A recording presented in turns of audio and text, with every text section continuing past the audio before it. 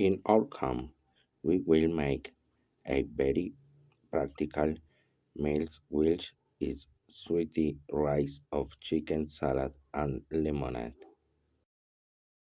We start by cutting the tomato into small chips.